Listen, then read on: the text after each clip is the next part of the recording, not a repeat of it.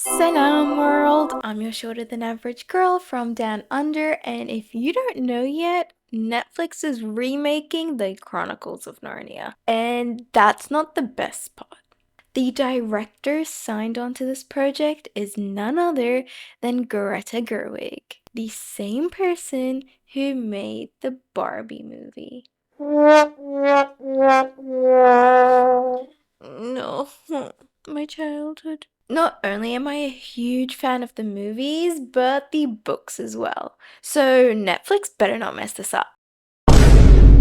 Anyway, so I thought it would be a good idea to revisit the original works of C.S. Lewis and the movies in the coming months to refresh our memories of the legendary land which is Narnia. So today we'll start with The Lion, the Witch, and the Wardrobe.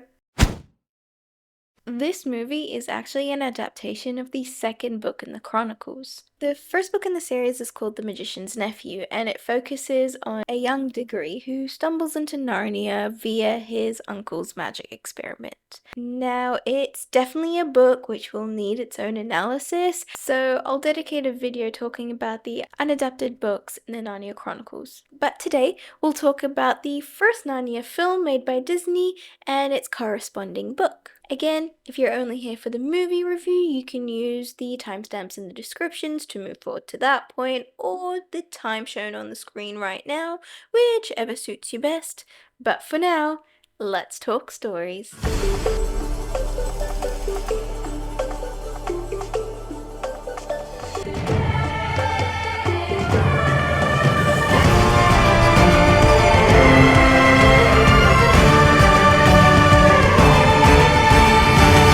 The story starts off in England during the Second World War, where children are being evacuated to the countryside for their own safety. The movie looks at this from the perspective of the four Pevensie children, Peter, Susan, Edmund, and Lucy, whereas the book looks at it from the perspective of the previous protagonist, Diggory Kirk, who's now a 50-year-old professor married to his neighbor and female protagonist of The Magician's Nephew, Polly. Now, the Kirks live in the countryside in this huge estate, and this is where the Pevensies are assigned to stay during the evacuation. Now, while they're exploring the estate, or in the movie playing hide and seek, the youngest Pevensie, Lucy, discovers a magical winter wonderland in the upstairs wardrobe.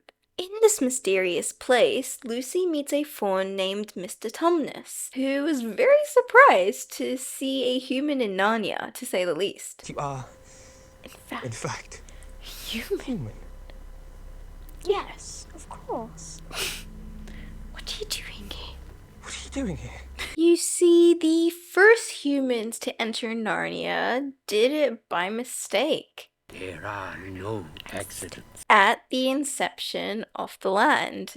It was then that Aslan, the maker of Narnia, made it that humans would rule over the Narnians, and he placed the first king and queen there on the throne. But that was eons ago, and now the human bloodline has died out, and the Narnians have no one to rule them. However, due to the adventures of Diggory and Polly in The Magician's Nephew, a non-human but human-looking being, known as the White Witch, was also accidentally brought into Narnia. There are no accidents. And now that there are no humans to rule, she decided to take advantage of her similar appearance to humans and claim that she indeed is one, and that makes her the rightful queen of Narnia. Some Narnians believed her, others didn't, but that wasn't gonna stop Jadis the Witch. No, she was gonna take Narnia whether they liked it or not. And so Narnia was plunged in an everlasting winter. However, there is one problem with her plan. If a human does end up coming to Narnia, she is finished. And there's a prophecy that there would be 2 sons of Adam and 2 daughters of Eve who will sit on the thrones in Cair Paravel, and the evil time will be over and done. so seeing Lucy wasn't only new hope for Mr. Tumnus, but also a frightening thing as it directly challenges the witch's authority. So initially, Mr. Tumnus was going to turn in Lucy, but then he had a change of heart and let her escape. When Lucy goes back to the human world and tells her siblings everything that she experienced, they don't believe her, which obviously makes her very upset. But Professor Kirk believes her, because he's already been to Narnia. Now, Lucy decides to visit Narnia again to prove that she was right. In the book, this is done during a game of hide and seek. And this time, her brother Edmund catches her, so he decides to follow her to try and scare her. But to his surprise, he was the one being duped. His 8-year-old sister is right, and Narnia be real. Lost in this winter wonderland, Edmund ends up stumbling across the White Witch. After learning that Edmund is one of 4, 2 boys and 2 girls, the White Witch convinces him to bring her his siblings, which he agrees to. So, the 3rd time Lucy goes to Narnia, Edmund manages to convinces her elder siblings to come along too. Well, I say convinced, but Well done, Ed. You bowled it! now this is where things get dicey. 'Cause you know when Edmund was cozying up to the White Witch? Yeah, he told her that Lucy has been here before and that she's met someone named Mr. Tumnus. So the witch goes on an absolute rampage to capture him, resulting in Narnians getting petrified and Mr. Tumnus's cave being turned inside out. Luckily, Mr. Tumnus had confided that he had met and spoken to a human, to Mr. Beaver, and he gave Mr. Beaver Lucy's handkerchief should he ever be caught, that Mr. Beaver would help her if she ever came back. So when the Pevensies enter Narnia this time, Mr. Beaver meets them and takes them to his den. But he recognizes there's something wrong with Edmund. In his words, he looked like someone who had been with the witch and eaten her food. And Mr. Beaver was proven right. Edmund waltzes out of the beaver's dam and heads straight for Jadis's palace. But this time there were no cuddles or num-nums. Edmund was chucked straight into the dungeons. And the only person who can save him now is Aslan. So the beavers lead the rest of the Pevensies to the stone table where Aslan is waiting for them to fulfill the prophecy. When Jadis hears about this, she decides to chase them to prevent them from meeting Aslan. But she fails, so the prophecy gets fulfilled. Almost. She still has Edmund, so she decides to play into that. Her political move was to use the laws of Narnia itself to kill Edmund justifiably, and so prevent the prophecy from being fulfilled. And so on her high throne, she claims that she has a right to Edmund's blood, because according to the laws of the land, all traitors belong to her. And Edmund, after all, betrayed them all for leaving the beaver's dam and going with the White Witch. Let's just remember that he's a 10-year-old boy who was promised royalty and sweets by a stranger in a white carriage. He shouldn't be treated as a traitor at all. He's just a kid that doesn't know the meaning of stranger danger. But anyways, Aslan secretly negotiates with Jadis to trade his life with Edmund's. And by golly, did she agree. I mean, a 10-year-old who has a prophecy to rule Narnia with his siblings, or the actual creator of the entire land. It's a no-brainer. Take out the lion, and when he's gone, then you can take out all 4 kids. Oh, but Jadis, did you really think it would be that easy? I mean, this is Aslan we're talking about. The guy who made Narnia. Do you really think he doesn't have a plan or know what's gonna happen? You poor fool. Well, it turns out that there's a natural law which stretched beyond Narnia. A law made before Narnia by Aslan's father himself. And this deeper magic stipulates that the death of an innocent person in self-sacrifice will be reversed. And so, after a brief interlude, Aslan's back in the game. While Susan and Lucy are like chilling with a now resurrected Aslan, Peter and Edmund are leading the Narnians in the Battle of Baruna against the White Witch. And damn, this battle is choreographed so well. It still gets me hyped till this day. For Narnia! And for Aslan!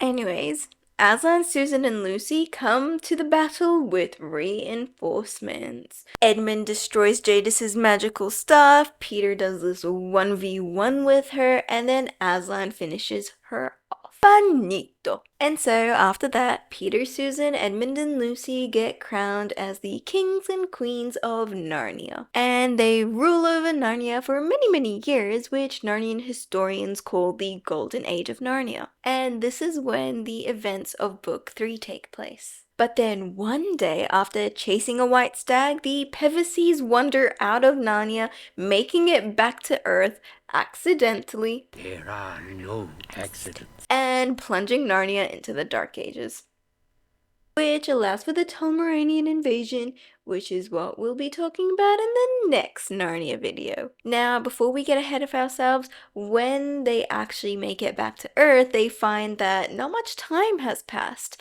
and that they're back in their childhood bodies. And that's because Narnia doesn't have the same time as Earth.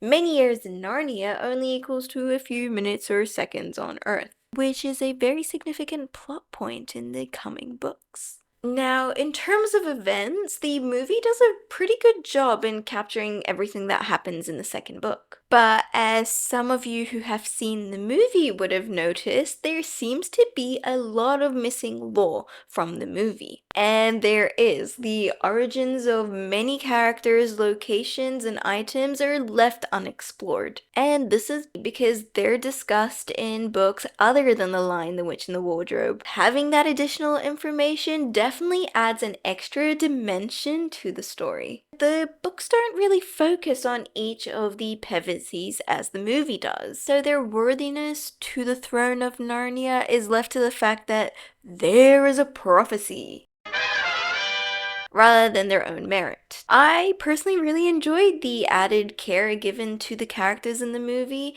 and personally think it makes the story feel more real and relatable. As real as a magic wardrobe goes. Having the lore and the human elements of the stories combined gives us a story with a richer purpose. However, given that information from other books is needed to make sense of the Narnian lore, we're going to leave that to a later date and a later video and predominantly focus on the character arcs of the 4 Pevensies in this movie. Now, the beautiful thing is that C.S. Lewis summarizes the journey and role of each of the children in the titles Aslan gives them in the coronation. Lucy the Valiant, Edmund the Just, Susan the Gentle, and Peter the Magnificent. To add, the direction that Aslan assigns each of the Pevensies, as well as these subtle details in the crown and coronation clothes, also reveals the truth about their nature. But before we jump into the Pevensies, I feel it necessary to make a few points about Aslan first. However, doing a full analysis of Aslan would be ingenuous without looking at his character throughout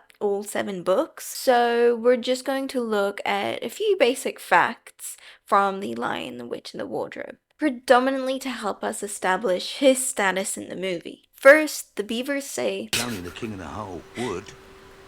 The top geezer. The real king of Narnia. He's been away for a long while. But he's just got back. And he's waiting for you near the stone table. which means that 1, he holds great authority amongst many Narnians, and 2, he's not always around, and Narnians do not have direct contact with him if he isn't. Further, it reveals that Aslan is well versed with the deterministic laws of Narnia, to the extent that when Lucy appears in Narnia, he came back to prepare Narnia for the coming of their kings and queens and the victory. Now, this is another interesting point. The Narnians see Aslan as their savior and thank the Pevensies for making the prophecy come true and bringing him to them. Aslan sees the Pevensies as the saviors of Narnia and only wants to facilitate their success because how deeply he cares for the Narnians themselves. And this can be seen here. I too want my family safe. So, in other words, the Pevensies are the bringer of hope, and Aslan is hope himself. The Pevensies are the saviors, and Aslan is the salvation.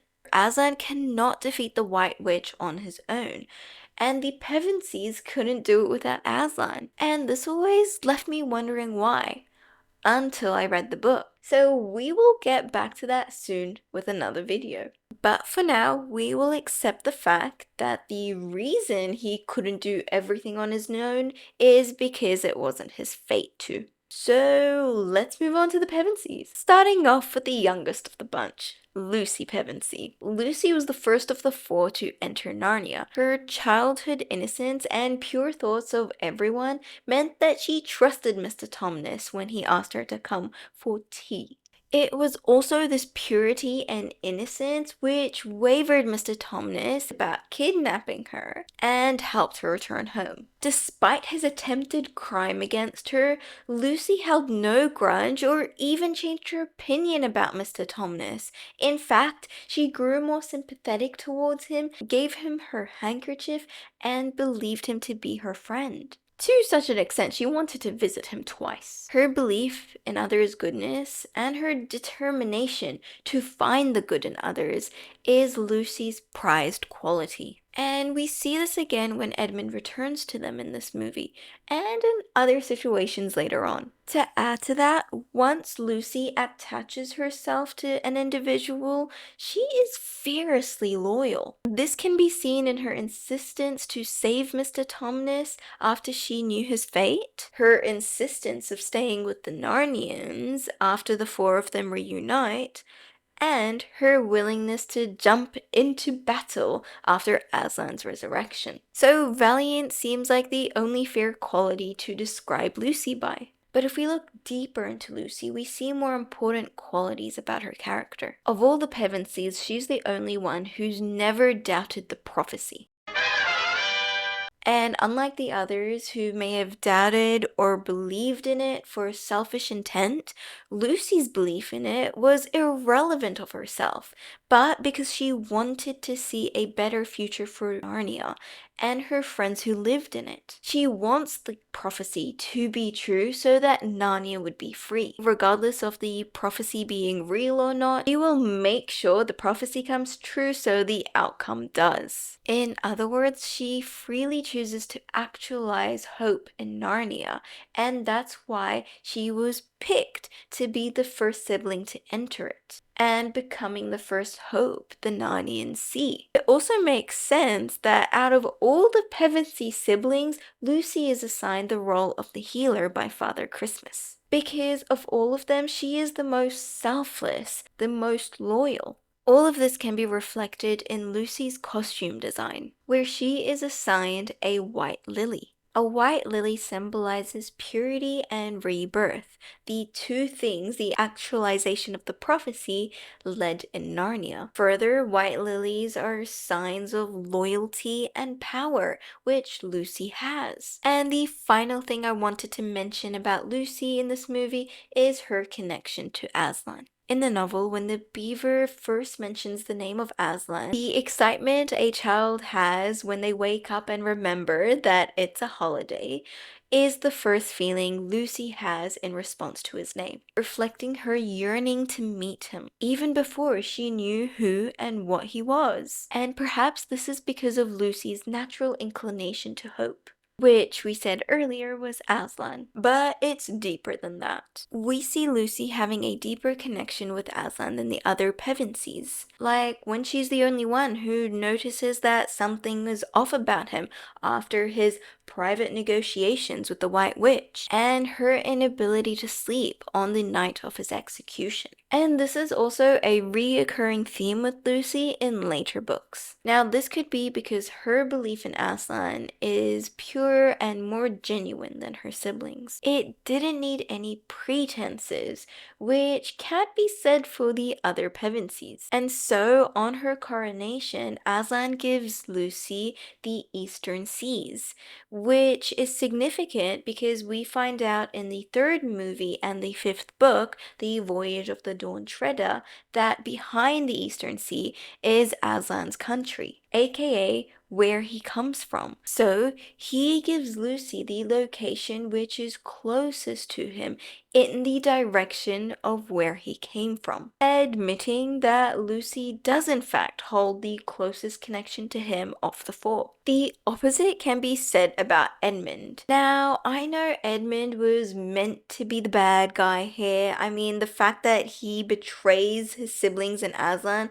for 30 pieces of Turkish delight is a very unsettled reference to Judas betraying Jesus for 30 pieces of silver. But I feel it's really unfair to compare Edmund to Judas because he's just a child. I mean, look, when we start putting kids in jail for using up police resources because they decided to jump into a white van because a stranger gave them candy, then we can start considering Edmund as the bad guy. For me, I find Edmund's transformation in the story the most impressive. At the start of the movie, we see Edmund and Peter's relationship strained due to the war because their father is away fighting. Peter steps up to fill their father's shoes in his absence, a role thrust upon him due to the circumstances and reinforced by their mother. Edmund has difficulty accepting this change in his brother's power as it changes the dynamics of their relationship.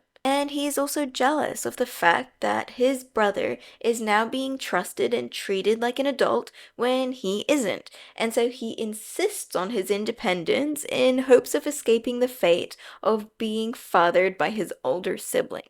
You think you're dumb, but you're not! This desire for independence makes Edmund rebellious and appear the villain from the start of the movie. Although if you ask parents of teenagers, they'll tell you that this is the challenge of raising tweens. So when Jadis offers Edmund authority, power, and independence, he feels like he's finally being appreciated and no longer treated like a naughty child. So he's inclined towards her. Of course, there's the added bonus of stripping Peter of his authority, so satisfying Edmund's envy of his brother's newfound power. Before I move on, I must reiterate that these subplots are not mentioned in the book, but are movie exclusives, which I personally think they add a lot of dimension to Edmund's character as he overcomes aspects of himself and becomes worthy of the title of king.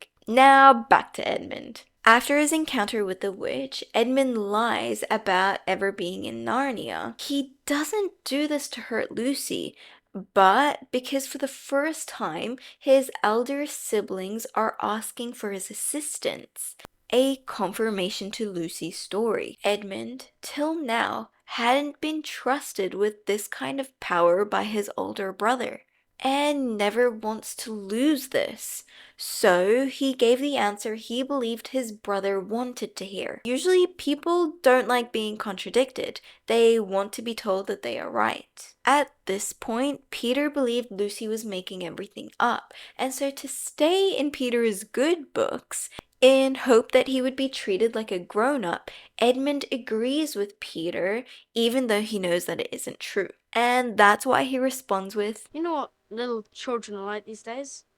They just don't know when to stop pretending. aiming to separate him from Lucy to make it look like that she is the young girl and he's all grown up. But in this decision, we see Edmund's immaturity, because now that he has said this, any attempts of him bringing his siblings to Jadis would be met with a backlash for him because he lied. Edmund wasn't thinking of the future in that moment, he only wanted to impress his brother. Of course, this does backfire when Peter and Susan make it to Narnia, and their treatment to him because of his lie makes him act in the way that he does in the next few scenes. Their ridicule and anger towards him makes him wish for the witch's promise, in hopes that it would end the current suffering with his brother. So even when there is clear evidence for the witch's violence and her not so innocent nature, Edmund ignores them and continues to pursue her. It's only when Edmund's confronted with her anger head on which he realizes that he's made a mistake. As he accompanies the witch on the chase after his siblings, Edmund sees for himself the juxtaposition between the actions of the Narnians who follow Aslan and those who follow Jadis, and makes the decision that he himself would side with Aslan. When freed, Edmund repents for helping the White Witch, even though in the beginning he helped her unintentionally, and then later on he would help her because he believed he was saving other Narnians. His repentance shows us Edmund's growth and maturity as he realizes that the consequences of actions are morally more important than their intention, and so takes accountability for the chaos which he had at hand in causing. This realization on its own is enough to warrant his title of being just. But Edmund's sense of justice grows even stronger when he convinces his siblings that they must stay and fight alongside the Narnians to end Jadis's reign of terror. And when they get the news of Aslan's death, he stands alongside his brother, planning and executing the Battle of Baruna. We again see him maturing from experience when we hear him say, Aslan believed you could. So do I. squashing all the feelings of resentment that he had to his brother and understanding the necessity of both of them in fulfilling the prophecy and ultimately serving justice. In response, Edmund gets what he has wanted from his brother: mutual respect and responsibility. Edmund is made Peter's eyes on the battlefield, calling all the shots when it comes to transitioning between different battle plan phases and keeping his brother safe. Symbolically, this higher position that Peter is compared to the White Witch reflects him overcoming her, not only temptation, but her fear of her.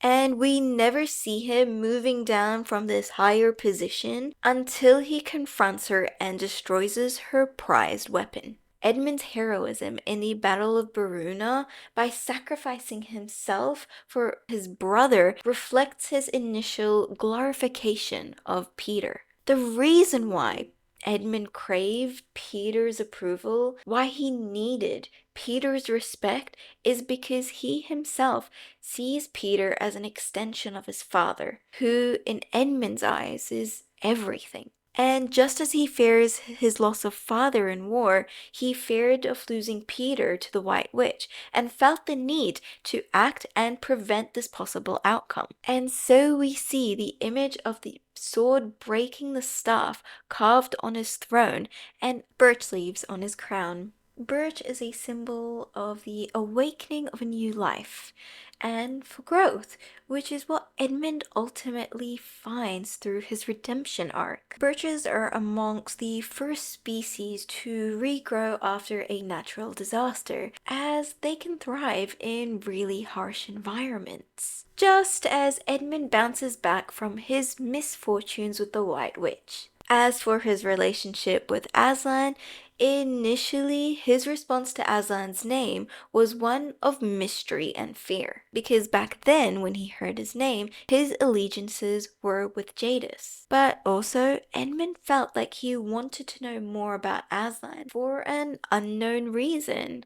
And it's this curiosity which gave Aslan this air of mystery for him. Further, Edmund is the last to see Aslan, not only because he was captured, but also after his resurrection. Edmund spent the least time with Aslan. His relationship with him directly is the weakest of the four. But that's not to say he has no relationship, as we will see in future stories. But it's for this reason that Aslan assigns him the Western Woods. Not only is it the direction furthest away from from Aslan's country, but it is the location of the lamppost and the entrance of Narnia from the wardrobe.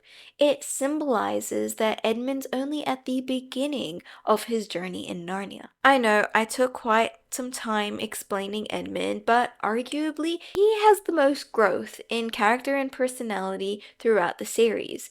So Susan and Peter's analysis will be far shorter. Susan is given the role of the straight man in the film, which is used to foreshadow her fate in later installments. Personally, I kind of like that sense of humor. It's definitely down my alley. But anyways, Susan was also asked to grow up by her mother. It made sense that in their current situation that she would need to take a more motherly role now that her mother is absent. Just as Peter had taken on a fatherly role when his father went to war. And so, from now on, Susan only believed in acting in things that made sense to her, prioritizing logic over all else, including her faith in her siblings and the innocence of childhood. She became harder on herself and her siblings to simulate what she believed was her motherly duty, which made her Before you got boring. Gastrovascular. Come on, Come on, Peter, gastrovascular. Is it Latin for worst game ever invented? So to her, believing in Lucy and a magical land was out of the question. And continuing to explore Narnia was dangerous because to her, mothering meant to bring stability, and allowing her siblings to wander in a fantasy land is not stability. This can also be reflected in her constant worrying to jump into things, her surprise to the existence of Father Christmas, and her lack of willingness to fight, which in the book she actually never does, and her lack of belief in the prophecy. Only going along with her siblings to make sure that they're okay. However, it was the beauty of Narnia which enchanted Susan and slowly softened her harsh critiquing towards herself and believing in the impossible, aka turning her more gentle. This, accompanied by her motherly nature, makes her notable for this epithet. In the movie, it appears that for Susan, seeing is believing, which aids in her logical personality. But in the books, upon hearing the name of Aslan, Susan feels the tranquility found in listening to beautiful music, which instead suggests a positive perception of things, is what ignited this change in her. Personally, I think that this is an important distinction to make when talking about Susan in the future. It also explains why Susan refused to fight, as she sees Battles are ugly affairs. and thus her need for the horn instead. Now, I believe that Aslan knew this about Susan and so gave her the radiant southern sun, for her need for light is the only thing which will allow her to accept the reality that she is currently living in. Susan's story can also be summarized by her designated flower, a narcissus, more commonly known as a daffodil. And the reason why I mention both names is because although they are the same flowers, the two different names hold very different meanings. Narcissus predominantly has a negative meaning, whereas daffodil has a positive one. Again, this may reflect Susan's ultimate fate at the end of the series. A daffodil symbolizes new beginnings, as well as resilience and forgiveness, which reflects the two battles inside of Susan. Resilience reflects her mothering nature and her having to put up with all her siblings. And forgiveness comes when she allows herself to immerse in the fantasy of Narnia, rather than blowing her mind because things ain't logical here. Impossible. And Narcissus? Well, the name means exactly how it sounds. This flower can also symbolize egotism, vanity, and one-sided love. Important things to keep in mind when we talk about Susan in the future. Now we get to Peter. As the eldest, Peter is shouldered with the responsibility of being the man of the house when his father went to war, a role further reinforced when the Pevensies were evacuated to the Crook household. And we can see that Peter took this responsibility very seriously. He didn't want anyone to interfere with his parenting. And the reason for this is because he doesn't really see himself as doing a good job, and so feels responsible for the failings of his siblings. We see this in his reaction when Edmund goes to the White Witch and him being unable to save him, and when he thought he lost Lucy in the Great River. Further, his lack of faith in his own capabilities to meet the responsibilities is what makes Peter doubt the prophecy, as again, he deems it his sole responsibility to make it come to fruition, as he feels solely responsible for his siblings as well. And so we get, You doubt the prophecy? No. It's just it. Aslan, I'm not who you will think I am. Aslan's words consoled Peter only to the extent that they have commonality between them. It didn't give Peter the confidence to agree and take up the mantle. Therefore, Aslan insists that Peter should combat Morgrim alone. After his success, Aslan acknowledges his work and thus knights him Sir Peter Wolfsbane, the first knight of the most notable order of the Lion. This affirmation is the boost that Peter needed to believe in his own capabilities, leading to the drastic shift in his confidence. Before this point, we see Peter's reluctance in accepting the sword from Father Christmas and wielding it to slay Morgrim. Twice. But after, we see Peter honoring his loyalty to Aslan and his willingness to stay behind and fight alongside him. His confidence further grows when, So do I.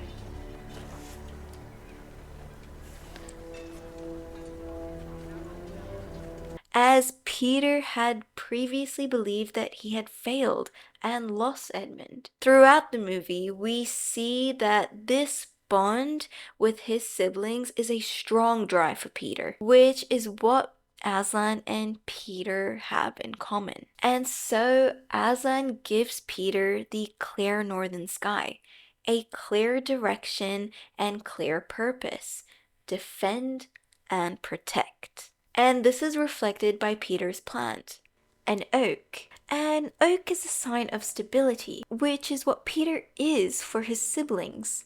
It also symbolizes endurance, justice, and honesty. In ancient time, oaks were seen as a sign of status, as they grow very large and live a very long time, providing the necessary ecosystem the forest needs. It's the tree's selflessness, if you like, which gives its authority. Something that can definitely be said about Peter's role in the story. The Pevensies represent 4 different responses and challenges one may face when dealing with the truth. One may feel the truth is burdenous or logically challenging, as it puts question the things they already thought that they knew. It may require them to squash their own desires and wishes for a more honorable path. And those with a pure heart, it comes easy to them, only adding layers of love for them and gives them the ability to deal with and heal others. It's a wonderful story and one I will cherish forever. Now, it's rated PG-13 for a good reason, with the presence of violence. I watched it with my parents when I was 6, and I think that was a very good age to start off my journey in Narnia. It's a simple story with relatable characters, and as you grow up, you will start to pick up on more subtle details and continue to learn from it. It will definitely be difficult to top. Netflix.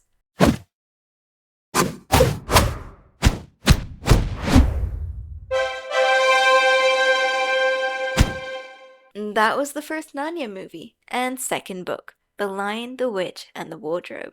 I hope you enjoyed this video and are keen for more Narnia content in the future, just as keen as I am in making it.